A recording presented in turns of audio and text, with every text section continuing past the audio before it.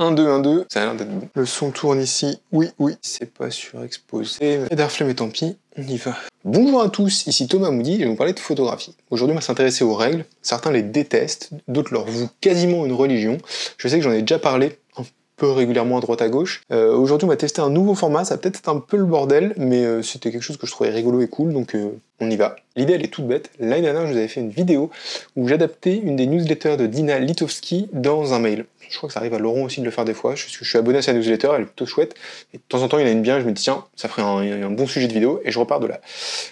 Si vous l'avez pas vu, je vous mets un lien quelque part. Et dans un des mails qu'elle a fait cet été, elle a fait un mail sur les do's et don'ts en photographie, donc autrement dit les choses à faire et les choses à ne pas faire. Alors c'est pas des règles dans le sens la règle des tiers, machin, faut composer comme ça, c'est plus une petite to-do list de conseils, je trouvais le format un peu marrant. Vice faisait ça il y a quelques années, les do's et don'ts de la vie, pour ceux qui lisaient Vice à une époque. Mais adapté à la photo, je trouvais ça marrant, donc on va y aller. Je vais développer un peu sur ceux qui m'intéressent, et je vais passer plus vite sur ceux où je me suis dit que bon, il n'y avait pas matière à épiloguer pendant des heures. Donc on va commencer par les choses à ne pas faire. Les premiers, bien évidemment, c'est l'heure dorée. Alors l'heure dorée, pourquoi? C'est joli l'heure dorée, il y a plein de photos bien qui ont été prises à l'heure dorée. Eggleston, que j'adore, a travaillé beaucoup à l'heure dorée. Pourquoi arrêter? Parce qu'en fait, c'est beaucoup utilisé. Je m'en rendais pas compte parce que moi-même je suis assez fan de ce moment-là, et j'ai aussi tendance à sortir mon appareil photo quand il y a une belle lumière comme ça, parce que on est photographe, on aime bien la lumière, donc quand elle est jolie, on a tendance à y aller, évidemment. Mais je me suis rendu compte que dans l'autre sens, côté gens qui critiquent, qui regardent, qui voient beaucoup d'images, on se rendait compte que c'était vachement utilisé. Dina Litovski, dans son mail, elle explique qu'elle a jugé un concours de photographie, alors qui n'avait rien à voir avec la FIAP, je l'espère, et que pendant ce concours, il y avait 70% des images qui étaient prises à l'heure dorée. Au bout d'un moment, voilà, la photographie, c'est peut-être pas prendre des photos qu'au même moment, il y a peut-être d'autres choses à explorer, ça peut être intéressant. Je vous mets un lien si ça vous intéresse, et une petite image ici vers un livre de Michael Freeman qui s'appelle Capturer la lumière. Alors c'est un livre technique, je parle pas beaucoup de livres comme ça, mais c'est un de ceux que j'ai lu au début quand je redémarrais la photographie. Et l'intérêt qu'il a, c'est qu'il s'intéresse à tous les types de lumière et vous explique un peu comment les utiliser, quelles sont leurs caractéristiques, qu'est-ce qu'elles peuvent vous apporter, etc. De mémoire, ça se lit plutôt bien, je le garantis pas, mais j'ai souvenir que c'était bien documenté, il y avait des schémas et compagnie, et ça permettait surtout d'apprendre à réfléchir à la lumière, à bien la penser et avoir un peu les bons réflexes dans notre tête quand on se retrouve dans des situations où on a des lumières délicates.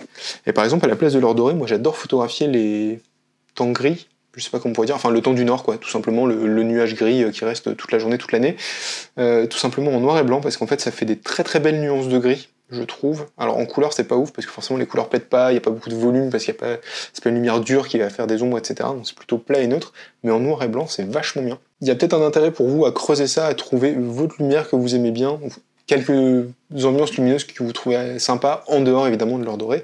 C'était pour le premier do, qui est un petit don't. L'inverse, pardon, le petit don't, c'est un petit do aussi, chercher sa lumière, etc. Bref, suivant. Le deuxième don't, c'est le mot célébration. Alors ça fait partie de tout ce qu'on appelle le bullshit photo, entre guillemets. Si vous ne l'avez pas déjà lu, je l'ai mis 14 fois, mais Richie a fait un article bien là-dessus. Le bullshit photo, c'est un peu tout le baratin qu'on raconte pour noyer le poisson autour des images. Célébrer, c'est un mot qu'on retrouve très rapidement. Jean-Marc photographe célèbre la vie à travers sa série d'images. Martine photographie célèbre la nature et sa déperdition dans ses photographies de macro, d'anus de mouche. Bref, vous voyez l'idée, on met célébration à toutes les sauces, et ça pose un petit problème parce que la photographie c'est pas que ça. Alors ça me fait penser à un livre de Suzanne Sontag que j'ai lu il y a très longtemps qui s'appelait Sur la photographie. De mémoire, elle en parlait un peu de la célébration en disant que un des défauts de la photographie c'était de se concentrer sur les beaux aspects de la vie, les moments joyeux, etc., et que ça biaisait un peu le sens qu'on pouvait donner au médium. Ça crée une sorte de musée du moi, très personnel, et dans ce cas-là, ça sert plutôt que la photographie sert plutôt à embellir, à capturer la beauté, plutôt qu'à questionner, documenter, interroger le monde à travers des images. Ça a un côté un peu sentimentaliste, simpliste, et ça s'intéresse pas forcément à toutes les nuances de la vie qu'on pourrait trouver dans les images. Voilà. Il y a un photographe que je connais qui travaille sur un projet, je vais pas donner son nom parce que je sais pas si le projet va arriver à son terme, mais bref, j'ai pas envie de le jeter dans l'arène comme ça, mais qui veut travailler sur les assistants sexuels pour les personnes handicapées, qui est un sujet de société assez important quand même. Et ça par exemple on peut pas dire célèbre la sexualité des handicapés, ça marcherait pas comme ça. Il y a un truc dans le vocabulaire où ça colle pas. Donc peut-être garder une approche plus complexe de la photographie et enlever ce côté tout est bien, tout est joyeux, regardez on célèbre avec des images, on pourrait arriver à des choses plus subtiles et plus intéressantes sans doute. Bon, évidemment, on arrête les jeunes femmes tristes sur les lits, ou généralement, je sais pas pourquoi, les femmes qui tirent la tronche dans les photos de mode, je sais pas pourquoi, il y a plein de gens qui font des portraits où les filles sont toujours comme ça, pas contentes. Voilà. Bref, c'est un truc sur lequel je vais pas m'éterniser, juste si vous voulez voir une artiste qui a bien photographié des femmes, on peut regarder ce qu'a fait Diane Arbus, j'aime beaucoup ses portraits. On avait fait un épisode d'incroyable photographe avec Laurent, il y a quelques siècles. Je le mets dans un coin si vous voulez le regarder. Le quatrième don, c'est le style cinématographique. Arrêtez de nous péter les couilles avec ça. Si votre photographie doit ressembler à un film, juste faites un film en vrai, à la fin. Faites un film. Pourquoi je vous dis ça? Parce que c'est utilisé avec bon escient dans la photographie quand ça a un sens. Je pense par exemple aux travaux de Cindy Sherman. Cindy Sherman, elle a une esthétique photographique, on ne peut pas dire mieux que ça. Elle a fait une de ses premières séries qui s'appelait Film Stills. Là encore, on a fait un épisode d'Incroyable Photographe, donc je vous mets un lien dans un coin. Je vous mets une image sur le côté si vous voulez voir. Dans Film Stills, elle se dépeint en jeune femme, dans des clichés de femmes dans le cinéma, dans des images qui ont un look très cinématographique. Ces Film Stills, normalement, c'est des photographies qui sont soit de plateau, soit des... Comme c'était shooté sur de la bande, les films à l'époque, c'était shooté sur de la bande en 35 mm, bon, on prend une image, ça fait une photographie. Donc Film Stills, c'est ça, c'est les images extraites des films ou de la production des films. Et elle se remet en scène dans des icônes du cinéma comme à l'époque. Donc il y a un peu deux aspects à son travail. Le premier, c'est de questionner les stéréotypes dans lesquels les femmes sont mises dans le cinéma et de les reprendre et d'en jouer, de s'en amuser et compagnie. Et le deuxième intérêt, c'est aussi d'apprendre à se méfier des images vides de sens qui ont un rôle, qui ont un look cinématographique pour avoir un look cinématographique, puisqu'elle le fait qu'un propos, etc. derrière. Mais quelque part, elle nous met un peu en garde contre ça à travers son travail, je trouve. Donc la ciné-style c'est chouette, le style cinématographique c'est rigolo, mais si c'est juste parce que ça fait beau sur les images,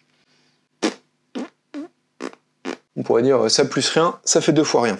Et enfin, le dernier don't, c'est un classique et on vous le répétera jamais assez, évitez les déclarations artistiques pompeuses quand vous présentez votre travail, quand vous présentez votre série.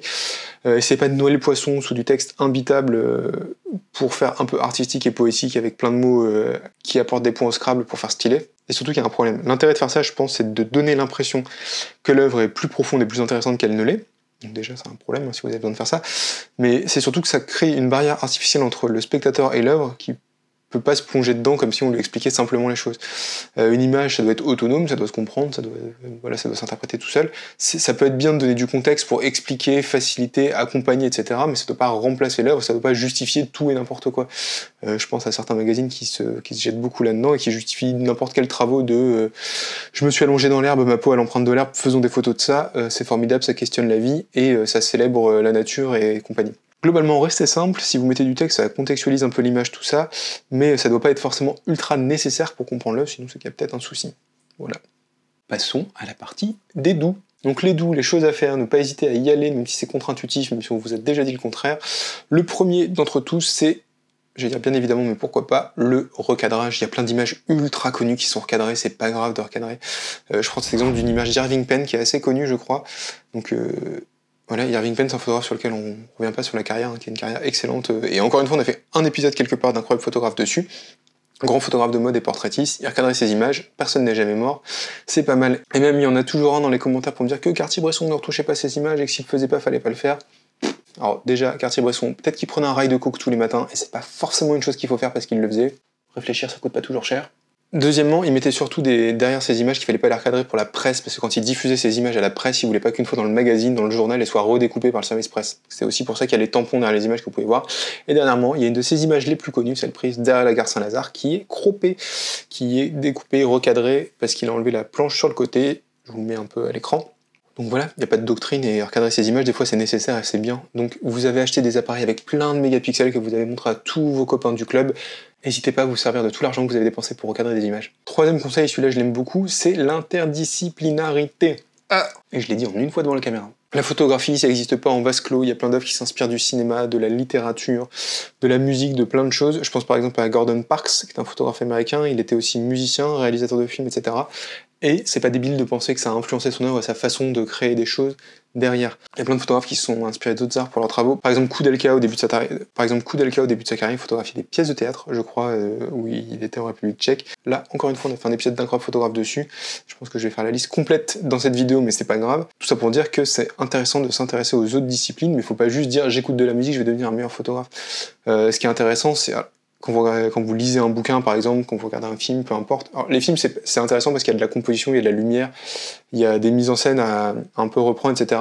Et quand on est un peu photographe, c'est cool, je trouve, d'analyser des séries ou autres. D'ailleurs, si un jour ça vous intéresse, vous pouvez peut-être me le dire, je pourrais peut-être faire une vidéo sur ça, sur les quelques séries qui m'ont marqué pour la composition et compagnie. Après, j'ai pas une chaîne de cinéma sur les séries, mais pourquoi pas le faire un jour. Mais bref, regardez ce qui se passe, analyser un peu comment c'est composé, tout ça, et pas forcément que Wes Anderson et la symétrie, il y a d'autres choses dans le cinéma. Mais un peu creuser ça, et du coup, aussi vous demander comment vous pourriez vous en servir pour vos travaux et pour votre photographie. Je sais pas, s'il y a un livre qui vous a plu, regardez comment il construit la narration, les moments de tension, comment les choses reviennent, etc.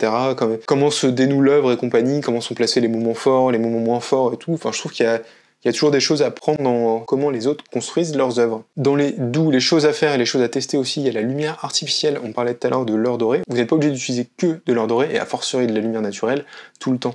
Il y a plein de photographes évidemment qui travaillent avec des lumières artificielles. Je pense à Gregory Crutzen. Je vous dis pas qu'on a fait un épisode d'Incroyable Photographe, vous le savez tous déjà, sans doute. Mais Crutzen, donc, il fait des mises en scène surréaliste, on pourrait dire, avec ses lampes. Il y a plein de choses à tester, il y a plein de lampes qui coûtent pas cher, j'en ai derrière qui doivent coûter 60 balles, un truc comme ça, c'est des petites sur batterie.